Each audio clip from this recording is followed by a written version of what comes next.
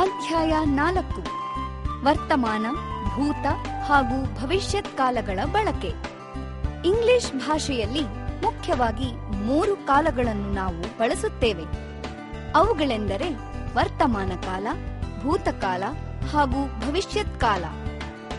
ಇವುಗಳನ್ನು ಕ್ರಮವಾಗಿ ನಾವು ಇಂಗ್ಲಿಷ್ನಲ್ಲಿ ಪ್ರೆಸೆಂಟ್ ಟೆನ್ಸ್, ಪಾಸ್ಟ್ ಟೆನ್ಸ್ ಹಾಗೂ ಫ್ಯೂಚರ್ ಟೆನ್ಸ್ ಎಂದು ಕರೆಯುತ್ತೇವೆ. ವರ್ತಮಾನ ಕಾಲ.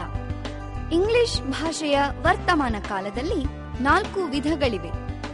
ಅವುಗಳೆಂದರೆ present indefinite, present continuous, present perfect ಹಾಗೂ ಪ್ರೆಸೆಂಟ್ ಪರ್ಫೆಕ್ಟ್ ಕಂಟಿನ್ಯೂಯಸ್. ಈಗ ಈ ವರ್ತಮಾನ ಕಾಲದ ವಿವಿಧ ಬಗೆಯ ಬಳಕೆ ಹಾಗೂ ಉದಾಹರಣೆಗಳನ್ನು ನೋಡೋಣ. Present indefinite. ಪ್ರೆಸೆಂಟ್ ಇಂಡೆಫಿನೈಟ್ ಟೆನ್ಸ್ ನಲ್ಲಿ ಕಾಲವು ನಿಶ್ಚಿತವಾಗಿರುವುದಿಲ್ಲ. ಈ ಅನಿಶ್ಚಿತ ಕಾಲವನ್ನು ನಾವು ಯಾವ ರೀತಿ ಬಳಸುತ್ತೇವೆ ಎಂದು ನೋಡೋಣ. Does or do. Do you see English movies? ನೀನು ಆಂಗ್ಲ ಸಿನಿಮಾವನ್ನು ನೋಡುವೆಯಾ? S, I do. ಹೌದು, ನಾನು ನೋಡುತ್ತೇನೆ. Does your husband like English movies?